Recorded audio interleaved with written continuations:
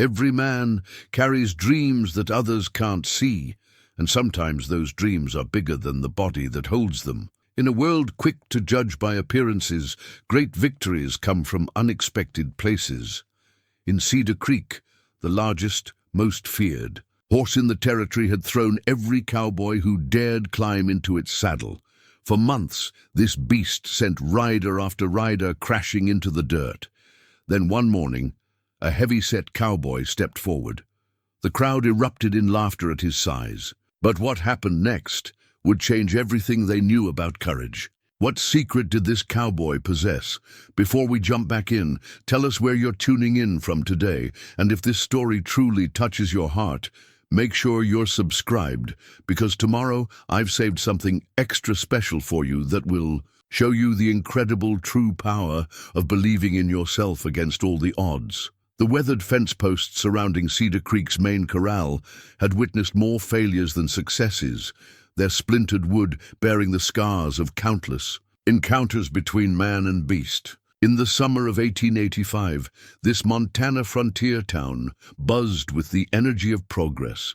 The railroad had arrived just 2 years prior, bringing with it merchants, dreamers, and the kind of restless ambition that turns wilderness into civilization. Marcus Whitfield stood at that fence most mornings, his substantial frame casting a long shadow across the dusty arena. At 45, he carried himself with the quiet dignity of a man who had learned that life's harshest lessons often came disguised as temporary setbacks. His weathered hands, scarred from years of ranch work, rested gently on the top rail as he observed the massive black stallion that had become Cedar Creek's most notorious challenge.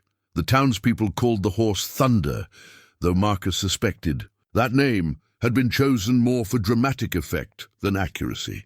True thunder rolled across the Montana sky with purpose and power, but this magnificent creature moved with something different, a wounded grace that spoke of deeper pain beneath the surface fury. Standing 17 hands high, with a coat that gleamed like polished obsidian in the morning light, Thunder commanded respect even in stillness. Marcus reached into his vest pocket, fingers finding the familiar weight of his grandmother's silver locket.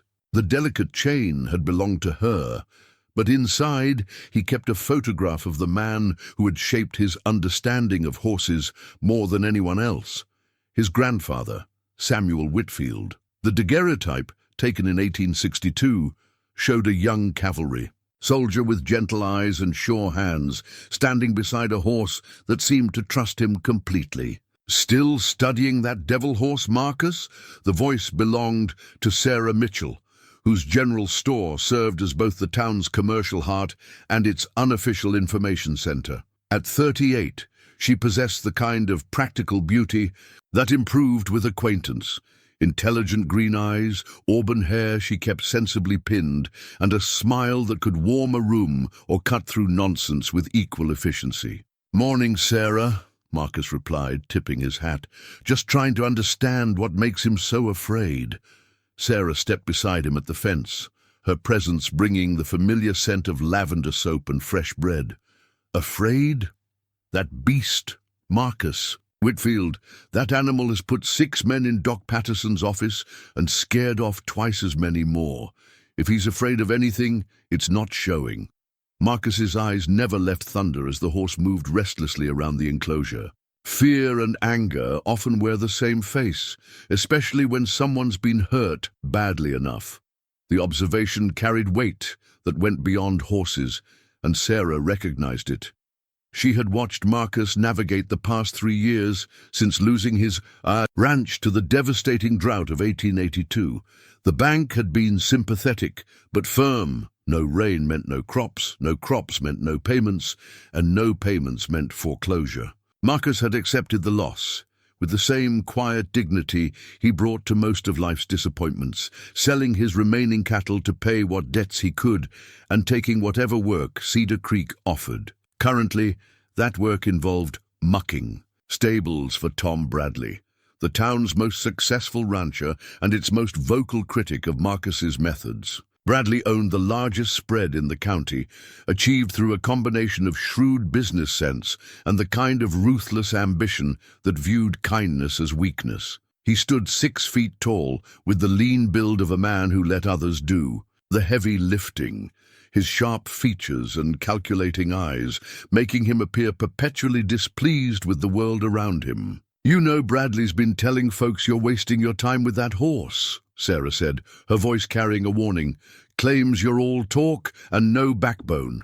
Marcus finally turned from the fence, and Sarah caught a glimpse of something in his expression. Not anger, but a quiet resolve that reminded her why she had always found him more intriguing than the louder, more obviously successful men in town. "Tom Bradley knows a great deal about buying and selling horses," Marcus said carefully. "But knowing a thing's price isn't the same as understanding its value." This was vintage Marcus Whitfield, the ability to disagree without insult, to make his point without diminishing another man's reputation. It was one of many qualities that had caught Sarah's attention over the years, though she had been careful not to make her interest too obvious. A woman running her own business in Cedar Creek needed to be cautious about romantic entanglements, especially with a man the town considered something of a gentle failure. Thunder's morning routine included a circuit of his enclosure that brought him past the fence where Marcus stood. Today, as on most days, the stallion paused in his restless movement when he reached that corner, his dark eyes fixed on Marcus with an intensity that seemed almost human. Not the wild stare of an untamed animal, but the measured assessment of one soul taking the measure of another. "He looks at you different than he looks at other folks," Sarah observed, "almost like he's trying to figure something out." Marcus nodded slowly. "Horses are better judges of character than most people give them credit for. They can't be fooled by words or appearances. They read intentions, feel the truth of what someone brings to them." The silver locket seemed to grow heavier in his pocket as he spoke. Samuel Whitfield had taught his grandson that horses were mirrors, reflecting back the inner nature of anyone who approached them. A fearful man created fearful horses. An angry man bred anger and resistance. But a man who came in peace, with patience and understanding, such a man could work miracles that looked like magic to those who didn't understand. Sheriff Hayes approached from the direction of Main Street, his badge catching the morning light. As he walked with the measured pace of a man who had learned that most problems solved themselves if given time and space. At 52, he had been keeping the peace in Cedar Creek for nearly a decade, earning respect through fairness and common sense rather than quick draws or harsh words. "Morning, Marcus, Miss Sarah," he said, touching the brim of his hat. "Heard. There's been talk about someone trying to ride Thunder at the rodeo next month." Marcus felt both sets of eyes on him. The annual Cedar Creek Rodeo was the town's biggest event, drawing visitors from hundreds of miles around. The $500 prize for successfully riding Thunder had been offered for 2 years running, with no one claiming it. Every man carries dreams that others can't see, and sometimes those dreams are bigger than the body that holds them. In a world quick to judge by appearances, great victories come from unexpected places. In Cedar Creek, the largest, most feared horse in the territory had thrown every cowboy who dared climb into its saddle. For months, this beast sent rider after rider crashing into the dirt. Then one morning, a heavyset cowboy stepped forward. The crowd erupted in laughter at his size. But what happened next would change everything they knew about courage. What secret did this cowboy possess? Before we jump back in, tell us where you're tuning in from today, and if this story truly touches your heart, make sure you're subscribed, because tomorrow I've saved something extra special for you that will show you the incredible true power of believing in yourself against all the odds. The weathered fence posts surrounding Cedar Creek's main corral had witnessed more failures than successes, their splintered wood bearing the scars of countless encounters between man and beast. In the summer of 1885, this Montana frontier town buzzed with the energy of progress. The railroad had arrived just 2 years prior, bringing with it merchants, dreamers, and the kind of restless ambition that turns wilderness into civilization. Marcus Whitfield stood at that fence most mornings, his substantial frame casting a long shadow across the dusty arena. At 45, he carried himself with the quiet dignity of a man who had learned that life's harshest lessons often came disguised as temporary setbacks. His weathered hands, scarred from years of ranch work, rested gently on the top rail as he observed the massive black stallion that had become Cedar Creek's most notorious challenge. The townspeople called the horse Thunder, though Marcus suspected that name had been chosen more for dramatic effect than accuracy. True thunder rolled across the Montana sky with purpose and power, but this magnificent creature moved with something different, a wounded grace that spoke of deeper pain beneath the surface fury. Standing 17 hands high, with a coat that gleamed like polished obsidian in the morning light, Thunder commanded respect even in stillness. Marcus reached into his vest pocket, fingers finding the familiar weight of his grandmother's silver locket. The delicate chain had belonged to her, but inside he kept a photograph of the man who had shaped his understanding of horses more than anyone else, his grandfather, Samuel Whitfield. The daguerreotype taken in 1862 showed a young cavalry soldier with gentle eyes and sure hands, standing beside a horse that seemed to trust him completely. Still studying that devil horse, Marcus? The voice belonged to Sarah Mitchell, whose general store served as both the town's commercial heart and its unofficial information center. At 38, she possessed the kind of practical beauty that improved with acquaintance. Intelligent green eyes, auburn hair she kept sensibly pinned, and a smile that could warm a room or cut through nonsense with equal efficiency. "Morning, Sarah," Marcus replied, tipping his hat. "Just trying to understand what makes him so afraid." Sarah stepped beside him at the fence, her presence bringing the familiar scent of lavender soap and fresh bread. "Afraid? That beast? Marcus Whitfield, that animal has put 6 men in Doc Patterson's office and scared off twice as many more. If he's afraid of anything, it's not showing." Marcus's eyes never left Thunder as the horse moved restlessly around the enclosure. Fear and anger often wear the same face, especially when someone's been hurt badly enough. The observation carried weight that went beyond horses, and Sarah recognized it. She had watched Marcus navigate the past 3 years since losing his ranch to the devastating drought of 1882. The bank had been sympathetic but firm. No rain meant no crops meant no payments, and no payments meant foreclosure.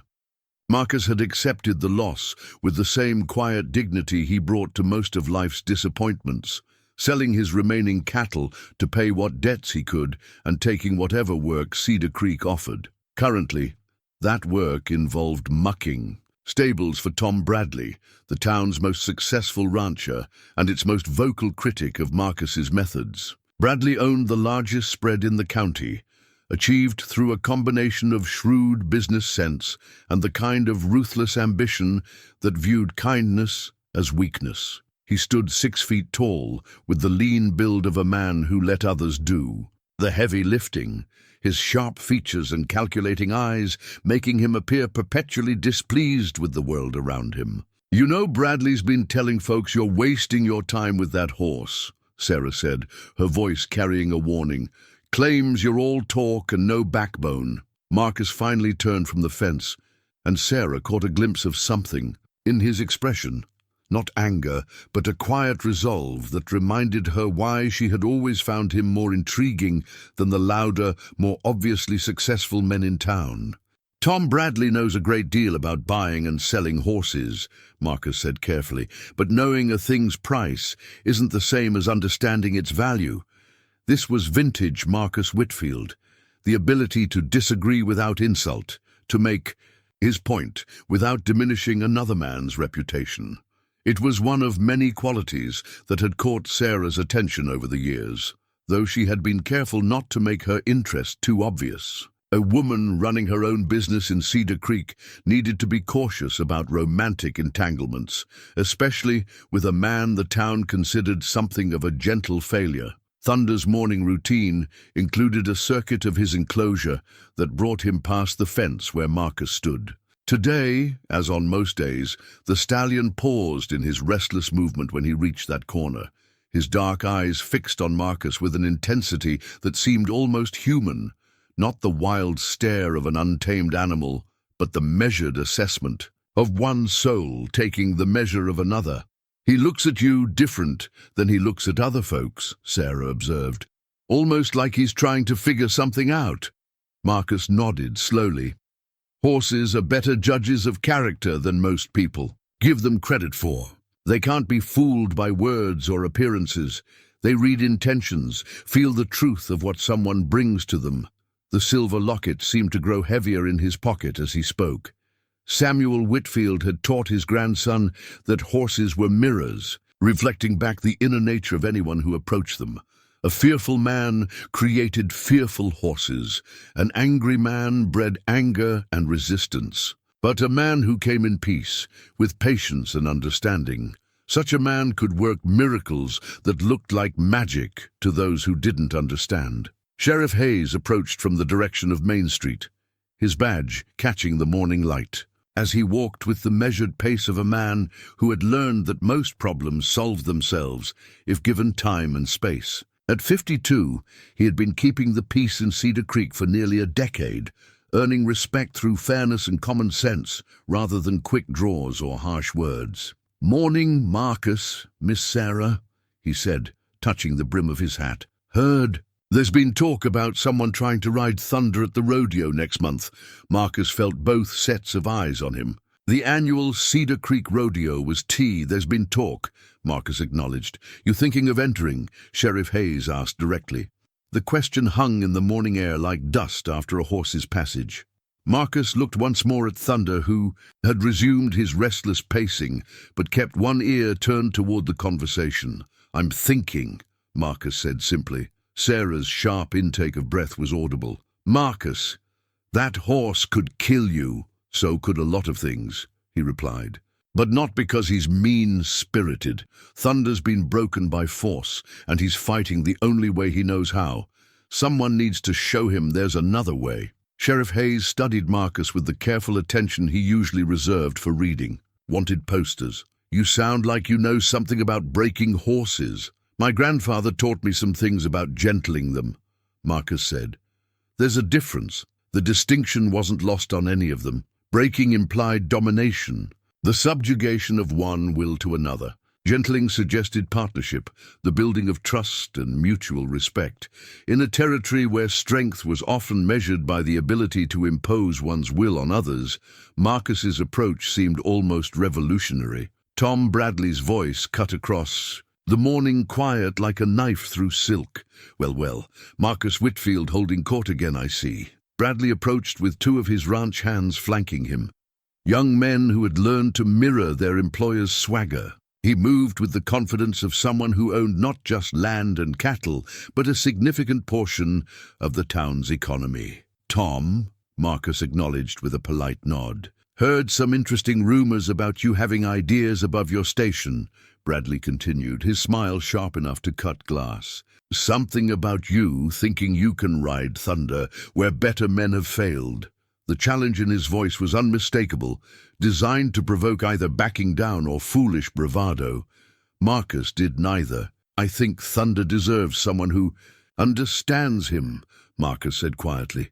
Bradley's laugh carried no warmth. "Understands him. Marcus, he's a horse, not a philosophy project. The only thing that animal understands is strength, and frankly, strength isn't exactly your most obvious quality." The insult hung between he town's biggest event, drawing visitors from hundreds of miles around. The $500 prize for successfully riding Thunder had been offered for 2 years running, with no one claiming it. Doc Patterson arrived with his medical bag, a thin man whose steady hands had set bones and sewn wounds for more years than most residents had lived in Cedar Creek. He took one look at Jake's condition and began barking orders for a stretcher and careful transport to his office. "How bad is it, Doc?" Sheriff Hayes asked as they lifted Jake onto the makeshift stretcher. Patterson's expression was grim. "Bad enough. That leg's shattered in at least 3 places. Even if it heals properly, he may never walk without a limp. If infection sets in—" He didn't finish the sentence, but everyone understood. As Jake was carried away, the crowd's attention turned back to Thunder. The stallion had calmed somewhat, but he remained wary, his powerful frame coiled with the potential for violence. The scarred halter hung loose around his neck, its frayed condition telling the story of countless failed attempts at dominance. Tom Bradley climbed into the arena, his face flushed with anger and something that might have been fear. "This has gone too far," he announced to the gathering crowd. "That animal is a killer, and he's going to kill someone if we don't put him down." Murmurs of agreement rippled through the spectators. Jake Morrison had been respected and liked, and seeing him broken and bleeding had shaken the community's confidence in their ability to handle Thunder safely. "Now hold on," Sheriff Hayes interjected. "We don't make decisions like that in anger." "This isn't anger, Sheriff," Bradley shot back. "This is common sense. How many good men need to get hurt before we admit that some horses can't be tamed?" Marcus found himself thinking of another conversation years ago between his grandfather and a cavalry officer who wanted to destroy a horse that had injured several soldiers. Samuel Whitfield had listened patiently before asking a simple question. "Colonel, have you considered that broken horses are usually made by broken men? Maybe the problem isn't the horse." The officer had been offended, but he had given Samuel 1 week to prove his point. That horse had gone on to serve with distinction for another 6 years, gentle as a lamb with those who understood him. "I'd like to work with him," Marcus said quietly. The conversation stopped, as if someone had fired a gun into the air. Every eye turned to Marcus, who stood just outside Thunder's striking range, his hands empty and his posture unthreatening. "Marcus," Sarah's voice carried from the fence, sharp with concern. "Don't be foolish. You saw what just happened to Jake." "I saw a frightened animal defending himself the only way he knows how," Marcus replied. "Jake's a fine rider, but he went at Thunder like a conquest to be won. That's not what this horse needs." Bradley's laugh was harsh and disbelieving. "And I suppose you know what he needs? Marcus, you can barely stay on a gentle mare. What makes you think you can handle a killer?" The insult stung, but Marcus had learned years ago that defending himself with words rarely changed minds. Actions spoke louder, and he was prepared to act. "Give me 2 weeks with him," Marcus said, addressing Sheriff Hayes and the town council. "Members present, if I can't make progress, if he shows no signs of calming down, then you can make whatever decision you think is best." Councilman Roberts, a banker who prided himself on practical thinking, shook his head. "Marcus, we appreciate your intentions, but this isn't a job for someone without professional experience. We need to contact a real horsebreaker, someone who'll use the same methods that made him this way in the first place," Marcus interrupted gently. "Thunder wasn't born mean. Someone made him this way, and what's been made can be unmade, given patience and understanding." Thunder had been listening to the conversation with the focused attention that horses gave to human discourse they sensed was about them. His ears had gradually moved forward, no longer pinned back in anger, and his breathing had steadied. The transformation was subtle, but noticeable to anyone who knew how to read equine body language. "Look at him now," Marcus said, gesturing toward Thunder. "He's not the same animal who hurt Jake. When he's not being challenged or threatened, he's different." Sarah climbed down from the fence and approached Marcus, her face a mixture of admiration and terror. "Marcus, I know you have a good heart, but good hearts don't stop horses' hooves. Promise me you won't try to ride him." "I'm not talking about riding him," Marcus replied. "I'm talking about understanding him, building trust, showing him that not every human who approaches him means harm." Tom Bradley had heard enough. "This is ridiculous. Marcus, you're a stable hand, not a miracle worker. You want to waste 2 weeks getting yourself killed? That's your business, but don't expect the town to pay for your funeral when that animal crushes you like he did Jake." The cruelty of the comment drew sharp looks from several onlookers, but Marcus simply nodded. "If I fail, Tom, you won't owe anyone anything. But if I succeed, if I can gentle him enough that he stops being a danger, then maybe we'll all learn something about what's possible when we choose understanding over force." Sheriff Hayes looked around at the gathered crowd, gauging the mood. 2 weeks, Marcus, but the first sign of trouble, the first indication that he's still dangerous, and we make the hard decision. Understood? Marcus nodded, his eyes moving. To Thunder, who stood quietly now, watching the proceedings with what almost looked like curiosity rather than fear. "Understood," Marcus said. 2 weeks. As the crowd began to disperse, Sarah lingered beside Marcus. "You're either the bravest man in Cedar Creek or the most foolish." Marcus touched the silver locket in his pocket, feeling the weight of his grandfather's legacy. "Sometimes, Sarah, there isn't much difference between the two." The worn leather journal had been Marcus's most treasured possession for 30 years, its pages yellowed with age and filled with his grandfather's careful handwriting. Samuel Whitfield had been a man who believed in recording knowledge, understanding that wisdom died with its keeper unless it was preserved in ink and paper. Marcus sat on his narrow boarding house bed that evening, the journal open to a page. He headed, "Reading the Language of Fear." His grandfather's careful script covered both sides of the paper, documenting observations about horse behavior that most cowboys never bothered to notice. "A frightened horse will tell you everything you need to know," Marcus read aloud to the empty room, "if you have the patience to listen. Watch the ears. Forward means curiosity, back means anger or fear, switching means confusion. Watch the eyes. Hard stare is challenge, soft focus is acceptance, looking away means submission or distraction. Watch the feet. Shifting weight means unease, pawing means frustration, standing square means confidence."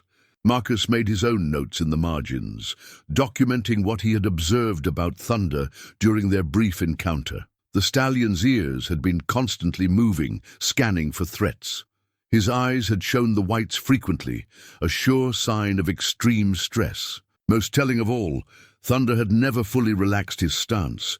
Even when calm, he had remained ready to fight or flee. The next morning, Marcus arrived at Thunder's enclosure before sunrise, carrying a canvas bag filled with fresh apples from Sarah's general store.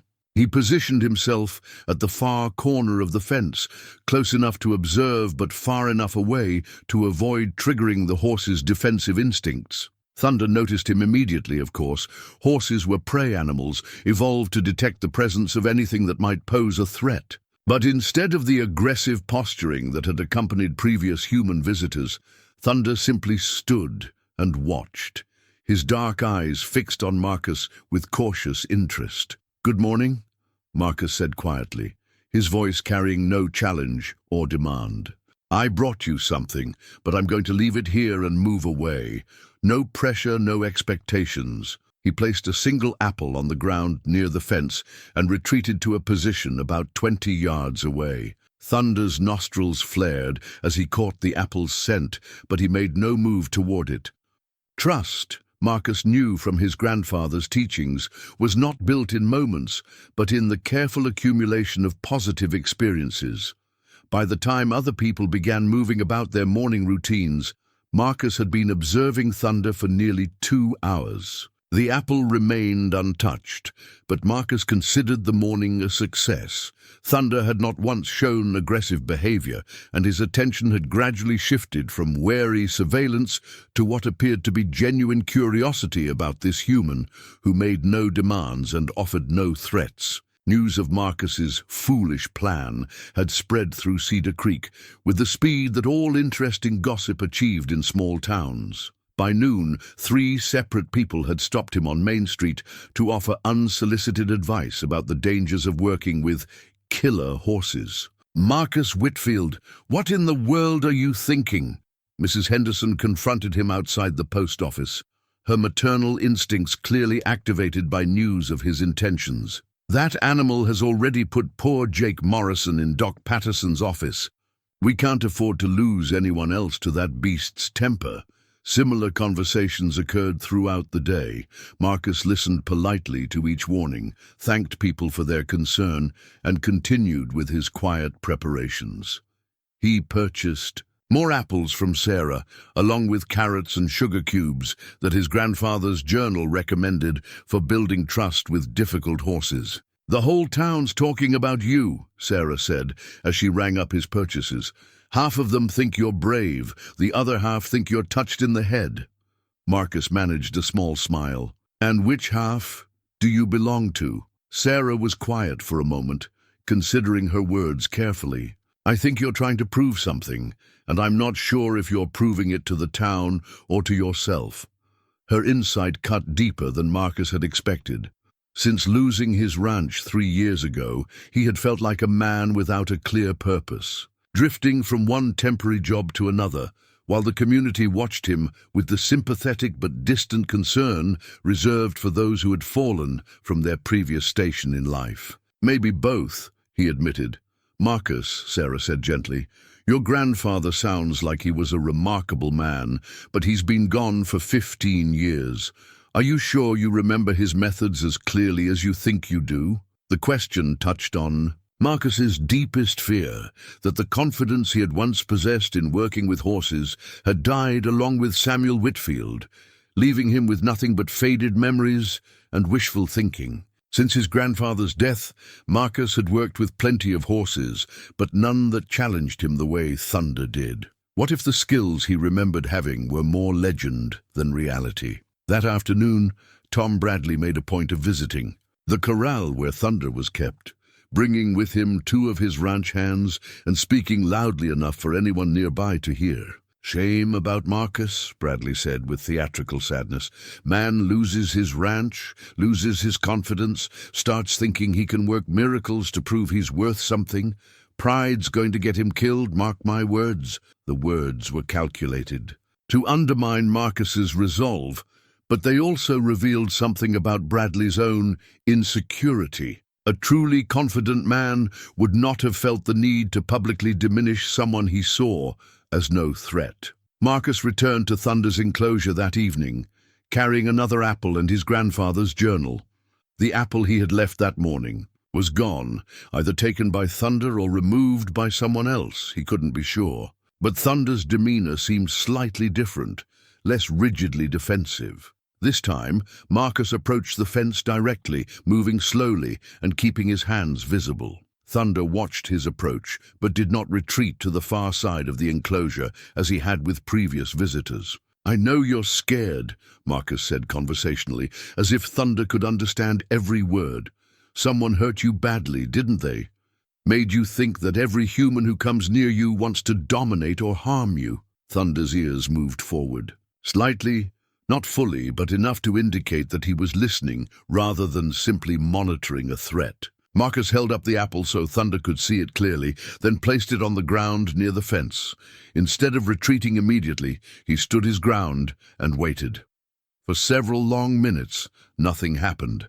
Then Thunder began to move, not the restless pacing that characterized his usual behavior, but a deliberate approach toward the fence where Marcus waited. Step by careful step, Thunder crossed the distance between them. His nostrils flared constantly, reading every scent Marcus carried, searching for signs of deception or danger. When he reached the apple, he paused, looking directly at Marcus for the first time without aggression in his gaze. The apple disappeared in 2 quick bites. Thunder's attention remained focused on Marcus, as if evaluating whether this human might be different from those who had come before. Marcus reached slowly into his bag and produced another apple. This time, instead of placing it on the ground, he held it out in his open palm, his arm extended through the fence rails. Thunder's reaction was immediate. He backed away several steps, his defensive instincts triggered by the more direct approach, but he did not flee to the far side of the enclosure. After a moment's hesitation, curiosity began to overcome caution. It took nearly 10 minutes, But eventually Thunder stepped forward and delicately plucked the apple from Marcus's palm. His muzzle was velvet soft against Marcus's skin, his teeth never coming close to causing harm. "There you go," Marcus murmured. "That wasn't so terrible, was it?" For just a moment, Thunder allowed his great head to remain near Marcus's outstretched hand, not touching exactly, but close enough that Marcus could feel the warmth of the horse's breath against his skin.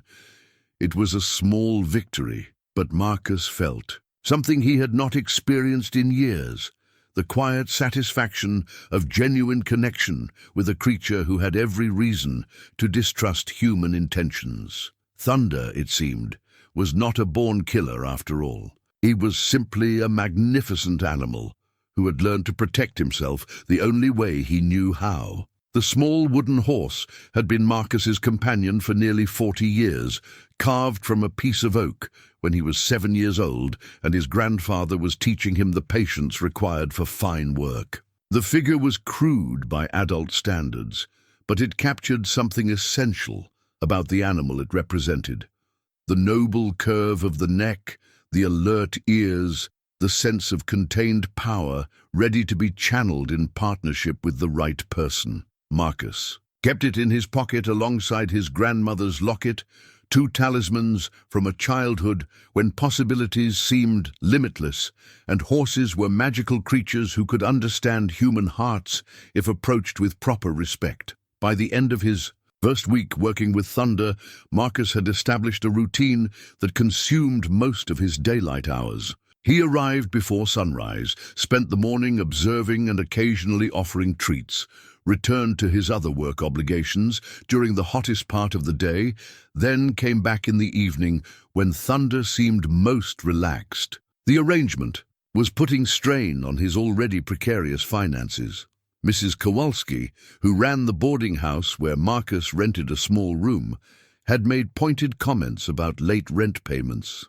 His work for Tom Bradley was suffering from divided attention, and Bradley had made it clear that tardiness would not be tolerated indefinitely. "You're looking thin," Sarah observed on Thursday evening, finding Marcus at Thunder's enclosure as the sun began its descent behind the western mountains. Marcus realized he had missed lunch again, too focused on his work with Thunder to pay attention to his own needs. "Been busy," he said simply. Sarah produced a paper sack from her basket. "Roast beef sandwich, pickles, and apple cake. Can't have you fainting from hunger just when you're making progress." The kindness in the gesture went beyond mere neighborly concern, and Marcus felt it warmly. Sarah had been finding excuses to check on his progress daily, bringing food and encouragement in equal measure. "You don't need to take care of me, Sarah," Marcus said gently, though he accepted the food gratefully. "Someone has to," she replied with characteristic directness. "You're so focused on taking care of Thunder that you're forgetting to take care of yourself." Thunder had been watching their conversation from across the enclosure, and now he approached the fence with the confidence that had developed over days of positive interactions. Marcus offered him a piece of apple, and the great horse accepted it with the delicate precision of a creature who had learned to trust these particular human hands. "He's beautiful," Sarah said softly, seeing Thunder up close for the first time, without the aggressive posturing that had characterized his earlier behavior. "Hard to believe this is the same animal that hurt Jake Morrison." "He's not," Marcus said, reaching through the fence to stroke Thunder's neck. The horse allowed the touch without flinching, his dark eyes half closed in what appeared to be contentment. That was an animal defending himself against what he perceived as an attack. This is who he really is, underneath all that fear. The transformation was remarkable to witness. Under Marcus's patient attention, Thunder had begun to reveal glimpses of the noble temperament that had been buried beneath layers of defensive aggression. He still maintained his alertness. Horses were prey animals and could never completely abandon vigilance. But the constant tension had eased. "How did you know?" Sarah asked. "How did you know he could change?" Marcus considered the question while Thunder leaned into his touch, enjoying the gentle scratching behind his ears. My grandfather used to tell me about a horse he worked with. During the war, Marcus said. Cavalry mount named Caesar, who had been so badly abused that he would attack anyone who came near him. The army wanted to put him down, but grandfather convinced them to give him 30 days. What happened? By the end of those 30 days, Caesar was the gentlest horse in the regiment. Grandfather rode him through 3 major battles, and that horse never failed him. The secret wasn't special techniques or magic. It was just understanding. That beneath all that anger was an animal who wanted to trust, but didn't know how. Tom Bradley's voice cut through the evening quiet like a blade. Touching story, Marcus. Very romantic. Bradley approached with his usual swagger, but something in his demeanor suggested he was less confident than his words implied. Word of Marcus's progress with Thunder had begun spreading through town, and not everyone was pleased that the fat cowboy might actually succeed where others had failed. Tom, Marcus acknowledged without removing his attention from Thunder, who had tensed at the sound of Bradley's voice but had not retreated. I've been thinking about our little wager, Bradley continued, and I'm prepared to make you an offer. Call off this foolishness, admit you're in over your head, and I'll pay you $50 for your trouble. Save us all the embarrassment of watching you get killed. The offer was tempting. $50 would cover Marcus's back rent and leave enough for food for several weeks. But accepting would mean abandoning Thunder just when the horse was beginning to trust again. That's generous, Tom, but I gave my word, Marcus replied. Bradley's expression hardened. Your word to who? A horse that can't understand human promises? Marcus, be reasonable. You're betting your life against your pride, and pride doesn't pay medical bills. Some things matter more than money, Marcus said quietly. The response seemed to infuriate Bradley more than outright defiance would have. A man who valued practical considerations above all else could not understand someone who would risk everything for principles that had no monetary value. As if to underscore Marcus's point, Thunder moved closer to the fence, his massive bulk positioned protectively between Marcus and Bradley. The horse's intelligence was evident in the way he read human tensions and responded accordingly. We'll see how much your principles matter when that animal crushes you, Bradley snapped before stalking away. Sarah had remained quiet during the exchange, but now she moved closer to Marcus. He's frightened, she observed. Bradley? Of what? Of being wrong about you, Sarah said. If you succeed with Thunder, it proves that there are other ways to handle difficult situations besides force and intimidation. That threatens everything he believes about strength and leadership. Her insight was perceptive, and Marcus found himself once again appreciating the depth of Sarah's understanding. She was fighting her own battles, he knew, keeping her general store profitable in an economy dominated by men who preferred to do business with other men, maintaining her independence while dealing with subtle pressure to marry and surrender. Her autonomy to a husband's control. 3 days later, during an unexpected thunderstorm, Marcus experienced his first real setback. Thunder had been calm during their afternoon session, allowing Marcus to slip a soft halter over his head for the first time. It was a major breakthrough, representing a level of trust that had taken weeks to achieve. Then the first crack of thunder split the sky, and Thunder's carefully built confidence shattered like glass. He reared with explosive violence, his front hooves missing Marcus's head by inches. Marcus stumbled backward, catching his foot in a fence rail and falling hard to the ground.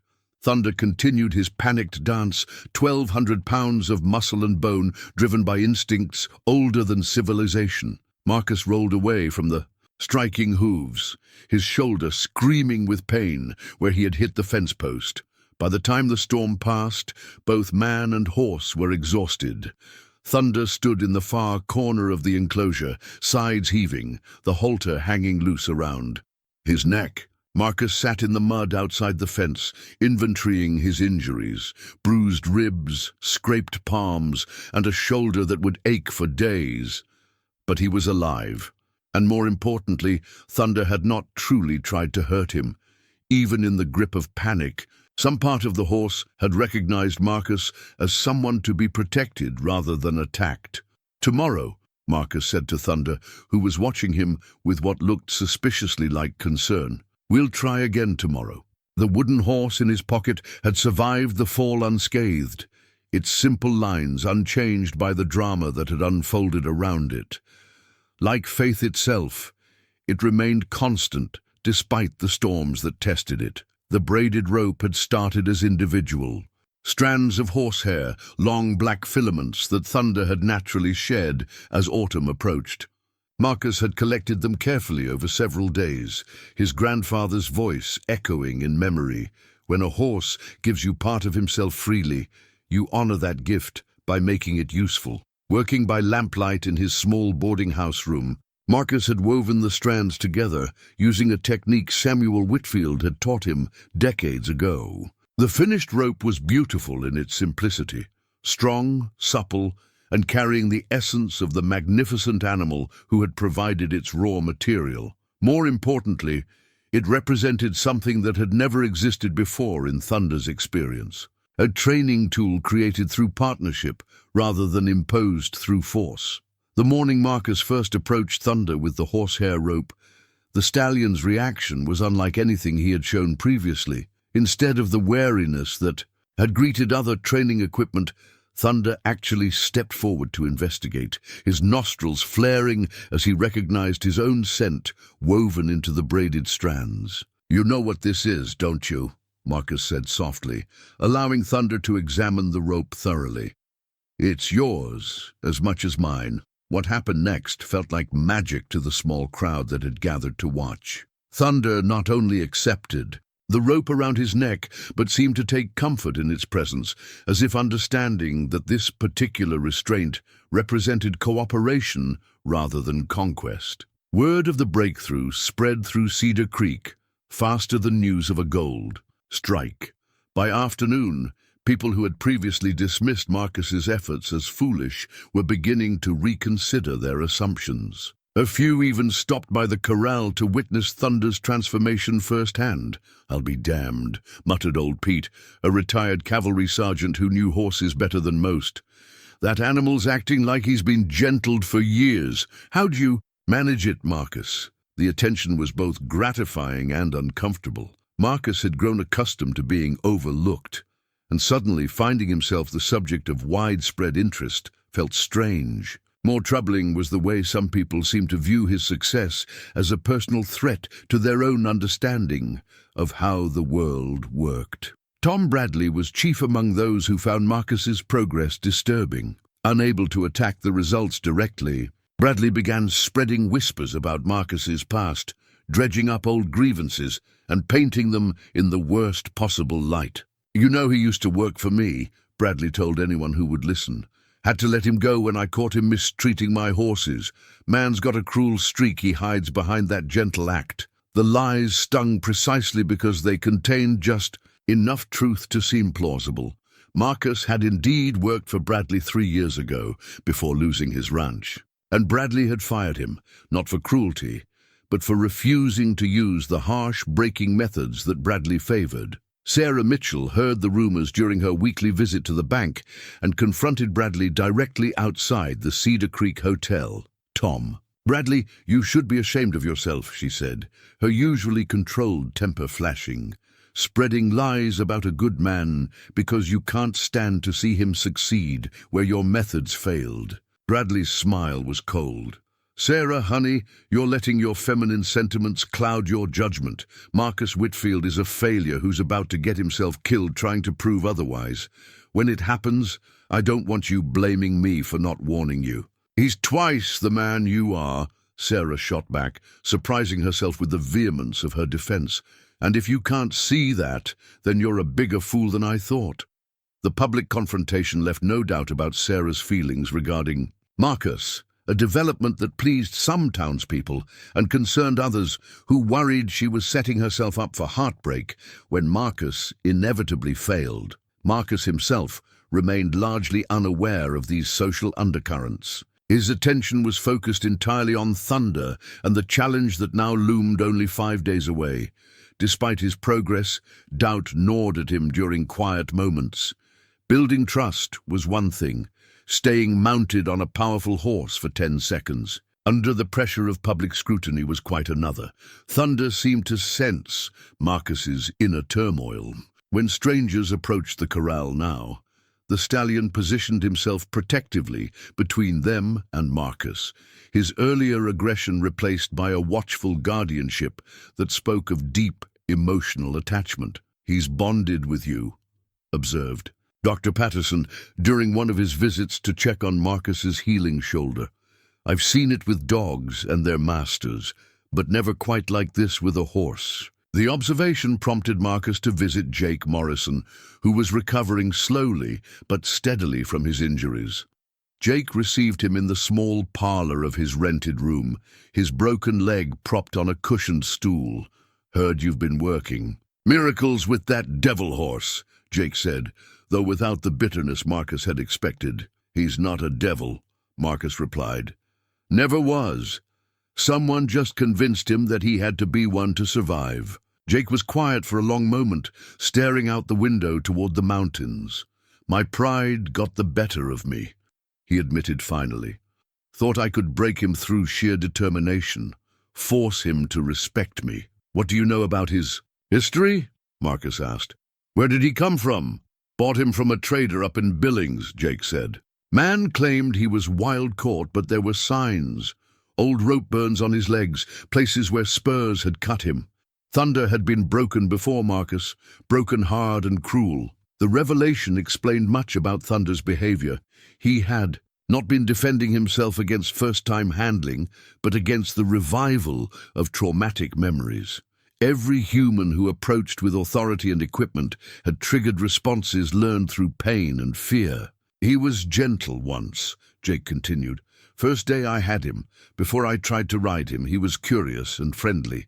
It was only when I got aggressive that he became dangerous." Marcus felt a chill of recognition. Thunder's story was not unique. He had seen similar patterns in horses that had been brutalized in the name of training, their natural desire to cooperate crushed by methods that viewed partnership as weakness. That evening, as Marcus worked with Thunder using the horsehair rope, he experienced a moment of profound connection that transcended ordinary communication. Thunder stood perfectly still as Marcus placed a light riding blanket across his back, then turned his great head to look directly into Marcus's eyes.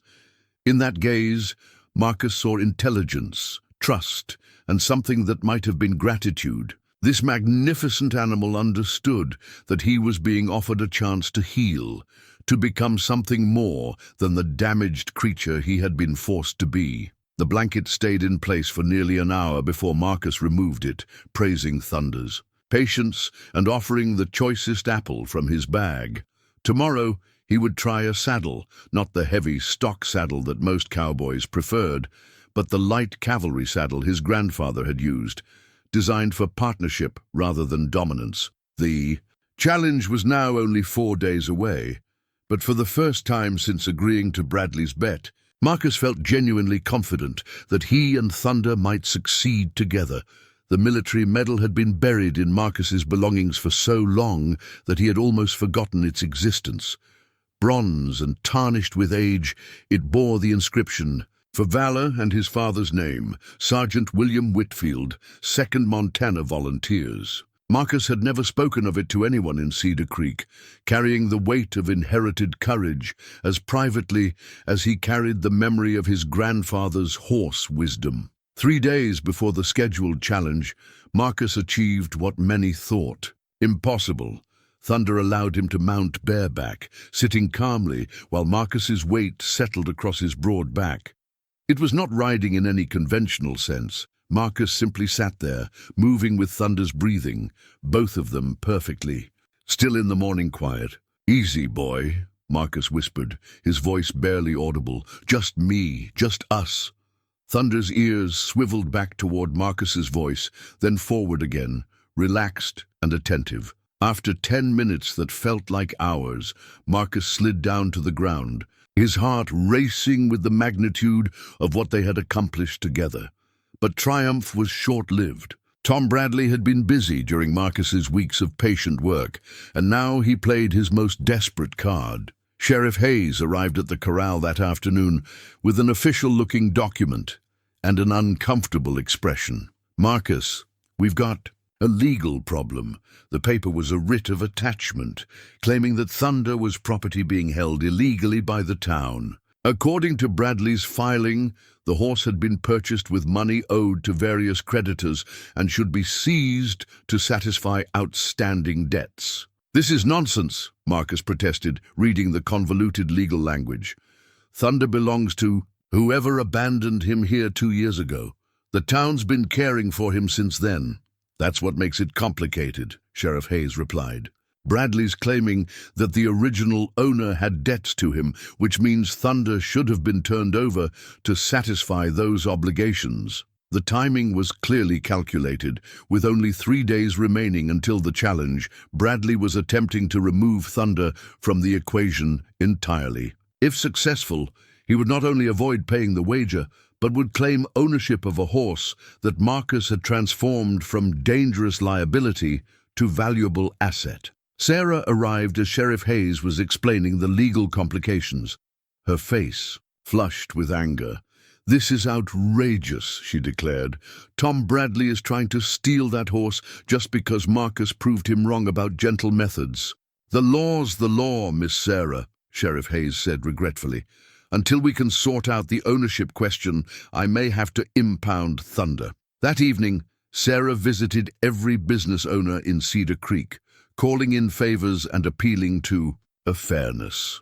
By morning, she had organized a community meeting to address the ownership dispute, with enough influential voices backing Marcus to force a public hearing, rather than allowing Bradley to resolve matters through backroom legal maneuvering.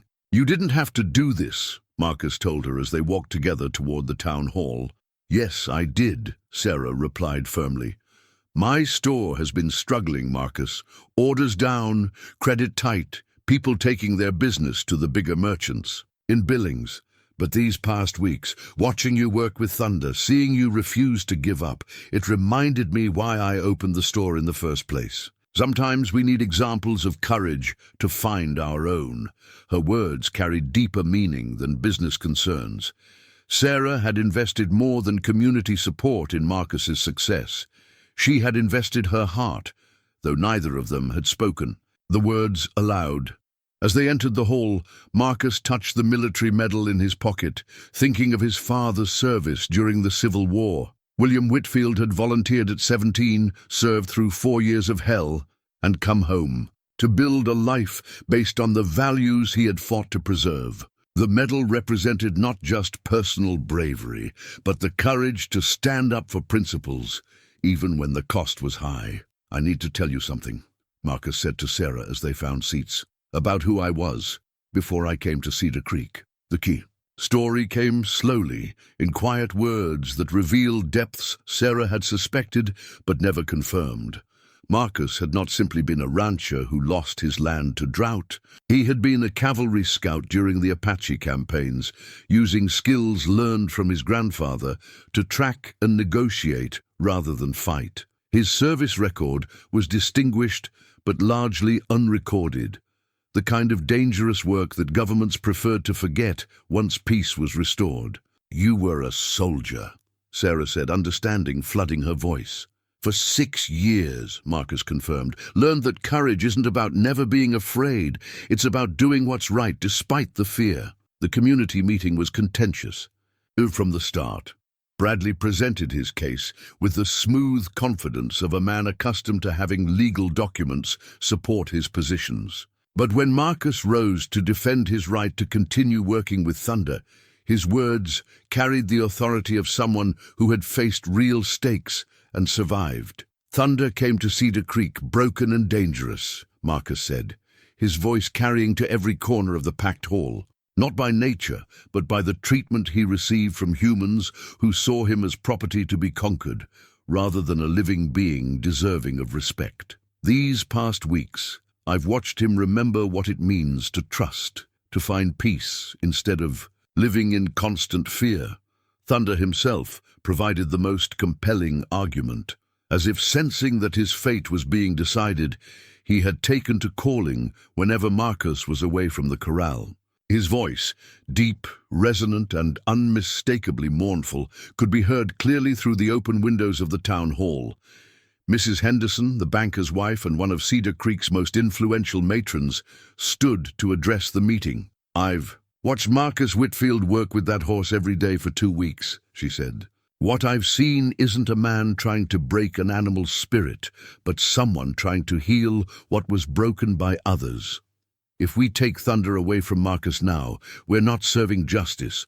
We're completing the cruelty that someone else started." The revelation that settled the matter came from an unexpected source. Old Pete, the retired cavalry sergeant, had done some investigating of his own, and now presented evidence that Thunder's original owner had abandoned the horse after losing money in a gambling debt.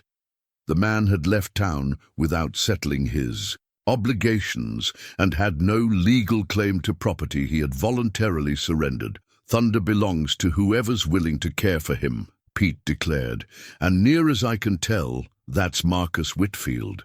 The vote was not even close. 15 voices supported Marcus's right to continue his work with Thunder, while only 3, Bradley and 2 of his employees, opposed. As the meeting dispersed, Marcus found himself surrounded by well-wishers and supporters who had previously viewed him as a harmless eccentric. The transformation in community perception was almost as dramatic as Thunder's own change in temperament. But the real victory had occurred during the meeting itself, when Thunder's protective call had echoed through the hall.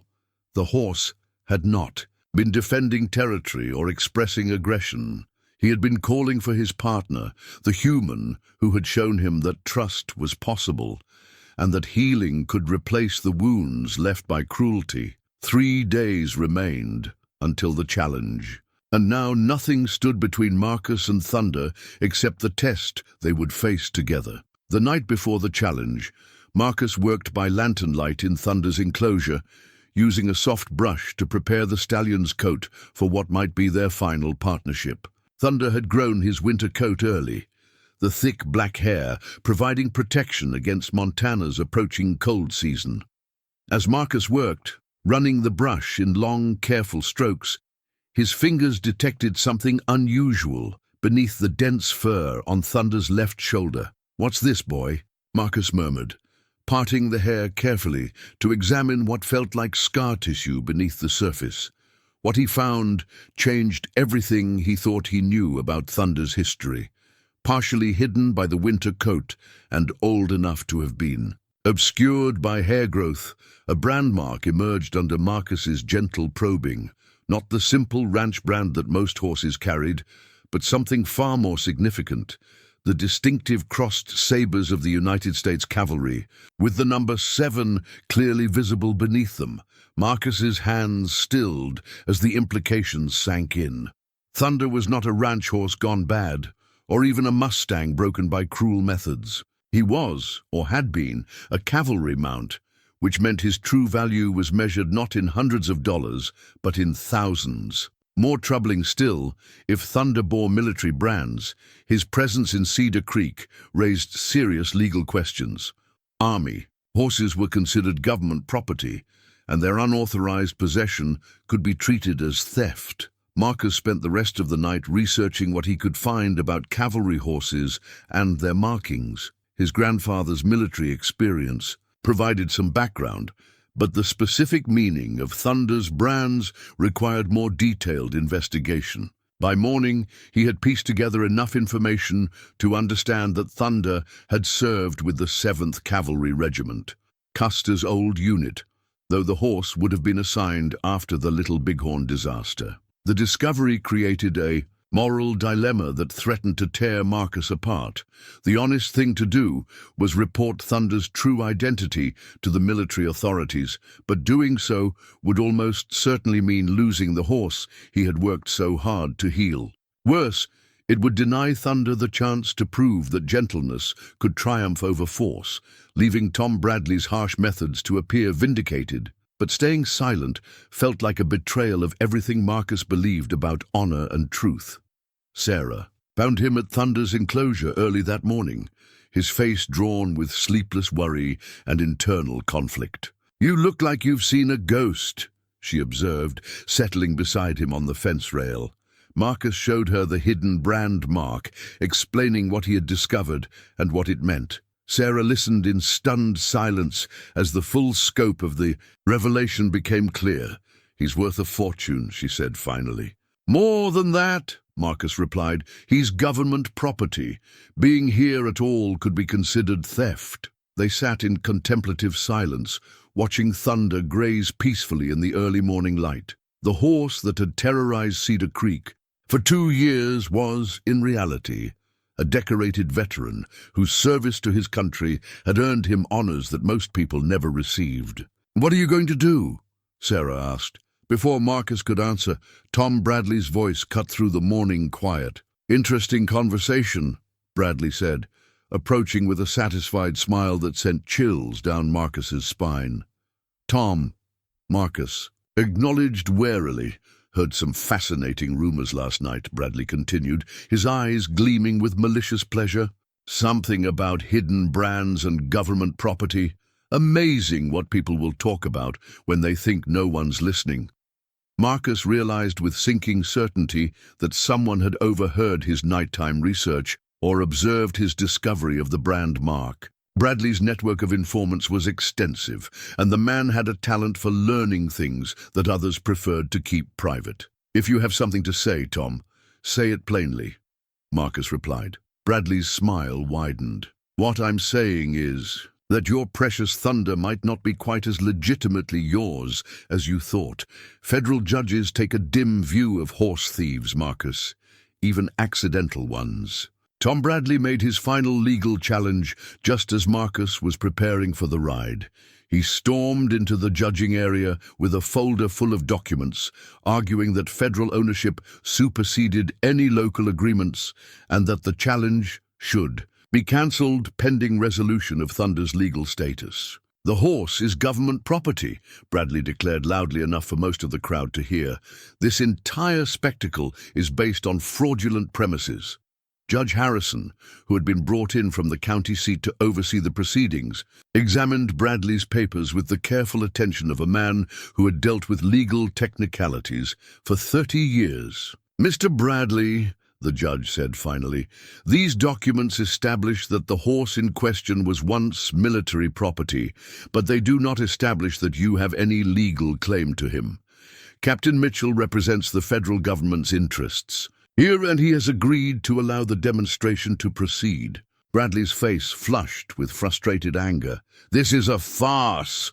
When that animal kills Whitfield, who's going to be responsible?" "Mr. Whitfield is," Captain Mitchell replied calmly. "He's volunteering for this demonstration with full knowledge of the risks. After it's completed, Tempest will be returned to military custody for proper retirement to pasture, as befits a horse who served with distinction." The ruling was both victory and defeat for Marcus.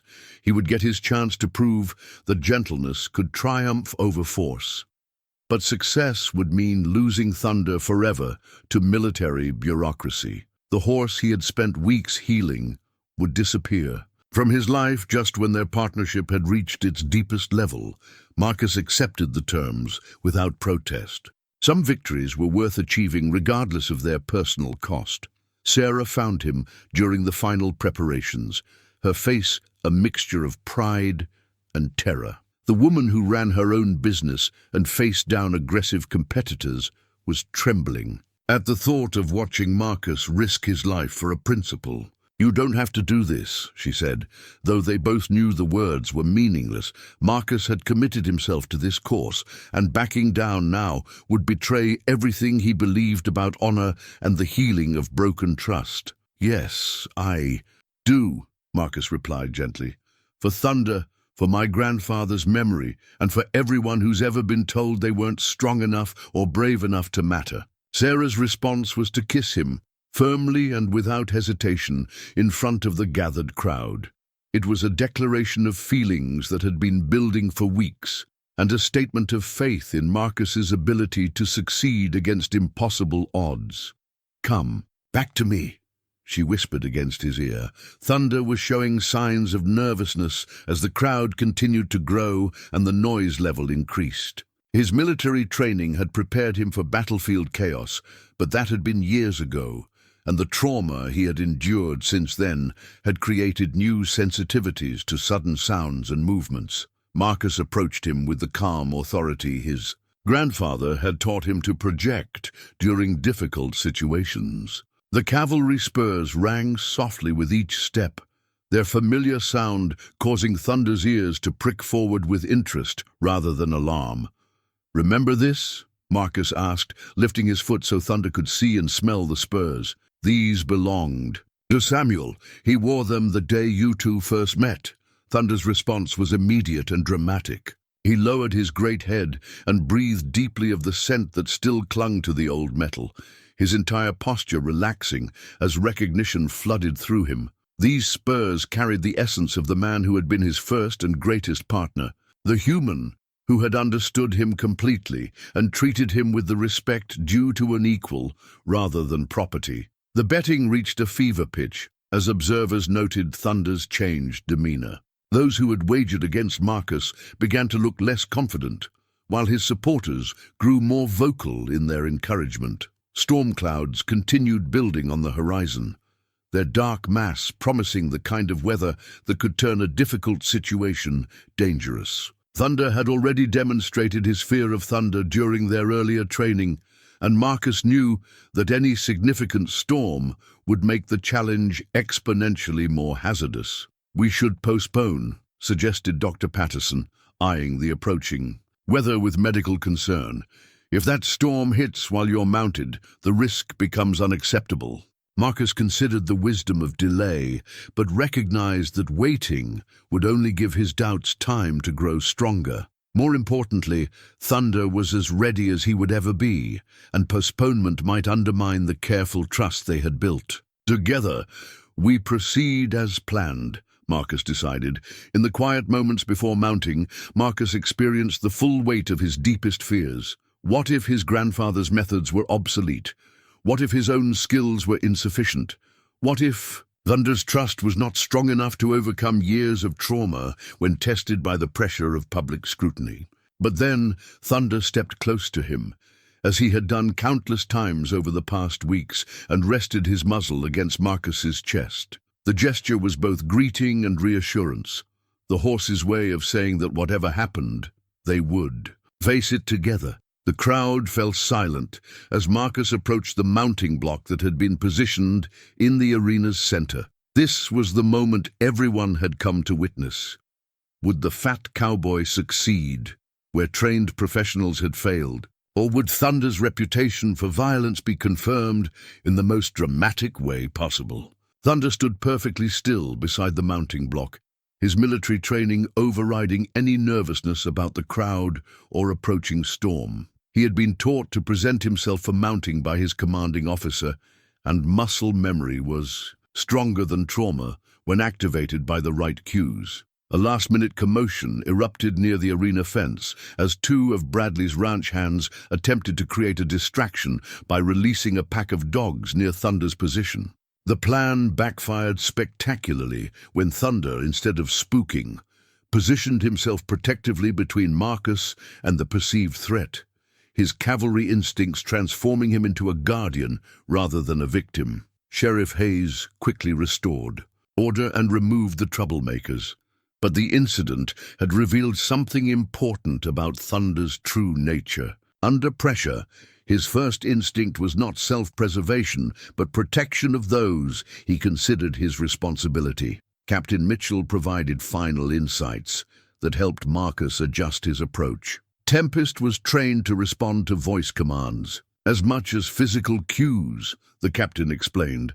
Samuel used to talk him through difficult situations, treating him like an intelligent partner rather than just a mount. Armed with this knowledge and wearing his grandfather's spurs, Marcus prepared for the moment that would determine whether healing and partnership could triumph over the legacy of fear and violence that had shaped both their lives. The storm was still building, the first drops of rain beginning to fall, but Thunder remained calm and ready. Whatever the outcome, they would face it as Samuel Whitfield had trained them to, together with courage born of mutual trust and respect. The challenge was about to begin. The military saddle had been discovered in the storage room of Cedar Creek's defunct cavalry outpost, covered with dust and cracked leather that spoke of years of service and neglect. Captain Mitchell had recognized it immediately as regulation issue from the 1870s, the kind of equipment that had carried soldiers through the Indian Wars and into the harsh realities of frontier life. Now, carefully oiled and restored, it sat perfectly on Thunder's back as if it had never been away. The horse stood motionless as Marcus approached the mounting block, every line of his body expressing the disciplined readiness that had been drilled into him during his military service. Marcus placed his left foot in the stirrup and swung his right leg over Thunder's back in one fluid motion that spoke of muscle memory older than conscious thought. The moment his weight settled into the saddle, something magical happened. Both horse and rider seemed to complete a circuit that had been broken for too many years. The crowd's collective gasp was audible as Thunder responded to Marcus's first gentle pressure of his legs. Instead of the explosive violence everyone expected, the stallion moved forward with the precision of a parade mount. His steps measured and controlled, his head carried with the noble bearing that had made him legendary among cavalry officers. 10 seconds, someone called from the crowd, though it might as well have been 10 hours for all the tension Thunder was displaying. The bet that Tom Bradley had been so confident of winning had been settled in the first moments, but what followed transcended simple wagering into something approaching art. Marcus guided Thunder through a series of movements that showcased the horse's military training, the collected trot that could cover miles without tiring, the pivot on the haunches that allowed instant direction changes during battle, the smooth transition between gaits that kept a rider steady during long patrols. Each movement flowed into the next with a harmony that spoke of perfect partnership between human intelligence and equine power. The storm that had been threatening all morning chose that moment to break overhead. The first crack of thunder rolled across the arena with the authority of cannon fire, and Thunder's body tensed beneath Marcus as old memories of battlefield chaos flooded back. For a heartbeat, it seemed as though the carefully built trust might shatter under the weight of traumatic recollection, but Marcus was ready for this challenge. He had studied his grandfather's notes about managing horses during combat conditions, and he applied those lessons now with the calm authority that Thunder recognized and respected. Instead of fighting the horse's natural fear, Marcus worked with it, using voice and gentle pressure to remind Thunder that this Thunder carried no threat, that the man on his back was protection rather than danger. "Easy, Tempest," Marcus said, using the horse's military name for the first time in public. "Just weather, boy. No bullets, no enemies. Just you and me, like it used to be with Samuel." The sound of his true name seemed to unlock something deep. In Thunder's memory, his tension shifted from fear to alertness, his military training overriding trauma as he remembered what it meant to serve with honor rather than survive through violence. What happened next left the watching crowd speechless. Thunder began performing the complex maneuvers that cavalry mounts were taught for battle conditions, side-passing to avoid obstacles, backing precisely to allow his rider to aim a weapon, standing perfectly still while simulated gunfire echoed. Around him, these were not tricks taught for entertainment, but life-saving skills honed through years of dangerous service. Captain Mitchell watched from the fence with growing amazement. "Remarkable," he breathed to Sheriff Hayes. "He's remembering everything Samuel taught him. Every movement is textbook perfect." Even Tom Bradley's supporters had fallen silent as it became clear they were witnessing something far beyond a simple test of riding skill. This was a demonstration of partnership between species, a living example of what could be achieved when force was replaced by understanding and respect replaced fear. Thunder responded to Marcus's every cue, as if reading his thoughts directly. A slight shift in weight would send them wheeling left or right. A gentle squeeze of Marcus's legs would increase their pace or bring them to an instant halt. The grandfather's cavalry spurs never touched Thunder's sides.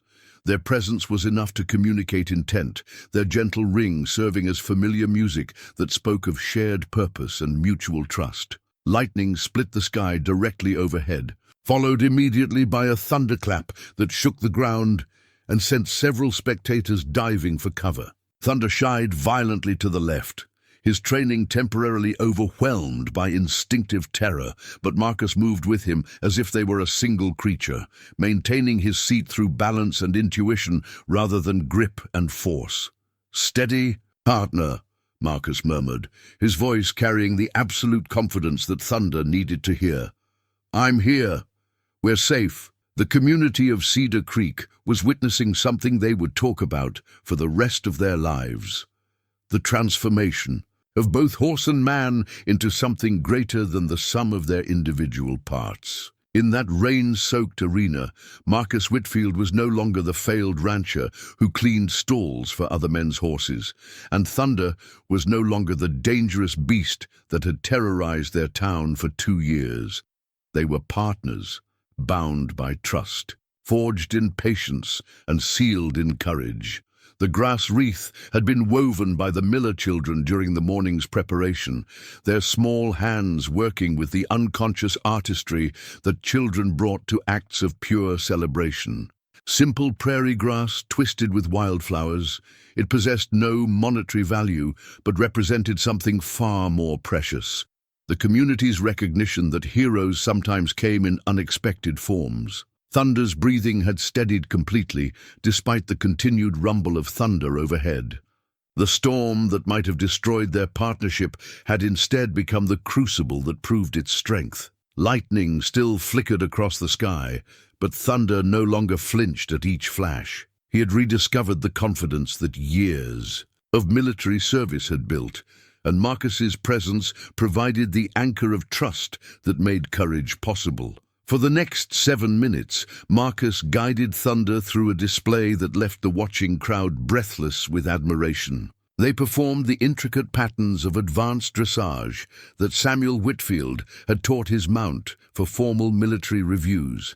Serpentines that flowed like water, precise circles that demonstrated perfect collection, and transitions between gaits so smooth they seemed choreographed by angels. The 10-minute mark passed almost unnoticed, the original challenge having been forgotten in the beauty of what was unfolding. This was no longer a test of dominance, but a celebration of partnership, a living demonstration of what became possible when trust replaced fear and understanding overcame force. When Marcus finally brought Thunder to a halt in the center of the arena, the silence lasted for several heartbeats. Then the cheering erupted like a dam bursting, wave after wave of applause and celebration washing over horse and rider as the community of Cedar Creek expressed its joy at witnessing something miraculous. Tom Bradley stood frozen at the fence, his face a mask of disbelief and grudging respect. The man who had built his reputation on harsh methods and iron will had been proven utterly wrong by a gentle approach that had succeeded where force had failed. The crowd's attention turned to him expectantly, waiting for him to acknowledge what everyone had witnessed. "I was wrong," Bradley said, his voice barely audible above the continuing celebration. "Marcus, you've done something I didn't think was possible." He reached into his vest and withdrew a leather pouch heavy with gold coins. $100. As promised, you've earned every penny. The public admission of defeat from Cedar Creek's most stubborn skeptic sent another wave of cheers through the crowd. But the most significant moment came when Captain Mitchell approached Marcus while he remained mounted on Thunder. "Mr. Whitfield," the captain said formally, "I'm authorized to offer you a position as Tempest's permanent handler. The Army needs men who understand horses the way you do, and Tempest needs someone who can continue the work your grandfather started." Marcus felt Thunder shift beneath him, as if the horse understood that his future was being decided. The position would mean leaving Cedar Creek, but it would also mean continuing the partnership that had transformed both their lives. "I accept," Marcus said without hesitation, knowing that he had found his true calling at last. Thunder responded to Marcus's decision with a gentle nicker and a nuzzling that spoke of complete contentment. The horse who had been broken by force and healed by patience now had a future that honored both his military service and his essential nature. The rain continued falling, but nobody seemed to notice as the celebration moved into full swing. Sarah was the first to reach Marcus as he dismounted, her face radiant with joy and relief. She threw her arms around him without caring who might be watching, and Marcus held her close as the community that had once mocked him now cheered his triumph. "I knew you could do it," she whispered against his ear. "I always knew." Sheriff Hayes approached with an expression of sheepish embarrassment. "Marcus, I owe you an apology. I let other people's doubts cloud my judgment about what kind of man you really are."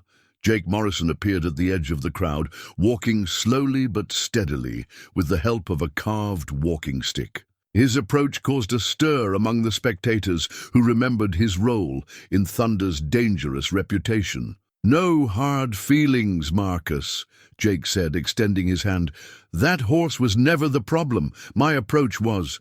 You showed us all how it should be done." The most touching moment came when the Miller children pushed through the crowd, carrying their handmade victory wreath. Little Susan, no more than 8 years old, approached Thunder with the fearless confidence that children brought to interactions. With animals they sensed were safe. "This is for you, Thunder," she said solemnly, standing on tiptoe to place the wreath around the great horse's neck. "For being brave and good." Thunder lowered his head to accept the simple honor, and Marcus felt tears sting his eyes as he realized his grandfather's legacy lived on in this moment of pure acceptance and celebration. As if understanding that a formal conclusion was expected, Thunder performed one final gesture that left the crowd gasping with delight. He executed a perfect military bow, front legs extended, head lowered in the formal salute that cavalry mounts were taught to offer to reviewing officers. The cheers that erupted at this display could be heard throughout Cedar Creek and beyond, carrying the news that something extraordinary had occurred in their small Montana town. Marcus Whitfield was no longer the mocked outsider who had failed at ranching and settled for cleaning other men's stables. He was a man who had achieved the impossible through patience, understanding, and the courage to trust in gentleness when others demanded force. The transformation was complete, and both man and horse had found their way home. The freshly painted sign swayed gently in the Montana breeze, its clean white letters announcing Whitfield and Thunder Horse Training, following the gentle way to anyone approaching the property that had once been Tom Bradley's ranch. 6 months after the challenge that changed everything, Marcus had transformed the place from a monument to harsh methods into a sanctuary where broken horses learned to trust again. Spring had arrived early in Cedar Creek, bringing with it the kind of renewal that made the previous year's struggles seem like necessary preparation rather than mere hardship. Marcus stood at the fence of his main training corral, watching Thunder work with a young sorrel mare who had arrived the previous week with the familiar signs of rough handling, rolling eyes, defensive posturing, and a fear of human contact that spoke of betrayed trust. But under Thunder's patient influence, the mare was beginning to relax. The great stallion had revealed an unexpected talent for gentling other horses, serving as both example and protector for traumatized animals who needed to see that partnership with humans was possible. His presence seemed to communicate something that words could not, that healing was achievable, and that not all humans brought pain. "She's coming along nicely," Sarah observed, joining Marcus at the fence with 2 cups of coffee and the easy familiarity of someone who belonged exactly where she was. The engagement ring on her finger caught the morning light, a simple band that represented promises made and futures planned together. "Thunder's doing most of the work," Marcus replied, accepting the coffee gratefully. He has a gift for showing them what's possible when fear is replaced by trust. The transformation of both Marcus and Thunder had become something of a legend throughout Montana Territory. Word of their success had spread far beyond Cedar Creek, drawing clients from ranches and settlements hundreds of miles away. Men who had spent years trying to break difficult horses through force were discovering that gentling produced better results with less risk and greater longevity. Jake Morrison emerged from the barn, walking with only the slightest trace of the limp that had initially seemed permanent. His recovery had been as remarkable as his change in attitude. The man who had once viewed horse training as a contest to be won now served as Marcus's assistant, learning the gentle methods that had replaced his previous approach. "The Peterson gelding is ready for his owner to pick up," Jake reported. "Took him 3 weeks, but he's sound and gentle as a lamb now." The success of their methods had forced even the most skeptical observers to acknowledge that Samuel Whitfield's teachings remained relevant decades after his death. Marcus kept his grandfather's journal in the ranch office, adding his own observations and refinements to the accumulated wisdom of generations. Tom Bradley's departure from Cedar Creek had been swift and final once his reputation for successful horse training collapsed in the face of Marcus's obvious superiority.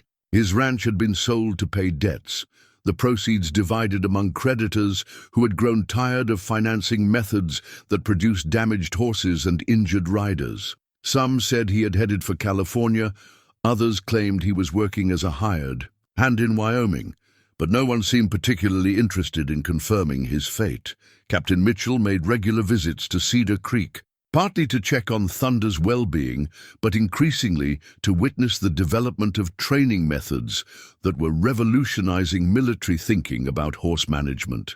Thunder served as a demonstration mount for visiting cavalry officers, showing them what could be achieved through partnership rather than dominance. "The War Department is considering adopting your grandfather's methods as standard training doctrine," Captain Mitchell had told Marcus during his most recent visit.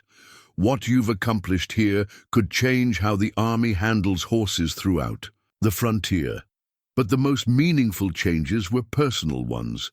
Marcus had found not just a calling, but a sense of purpose that made each day feel like a gift. The man who had once been mocked for his gentle approach to life now commanded respect throughout the territory, though the respect mattered less than the knowledge that he was honoring his grandfather's legacy while building something uniquely his own.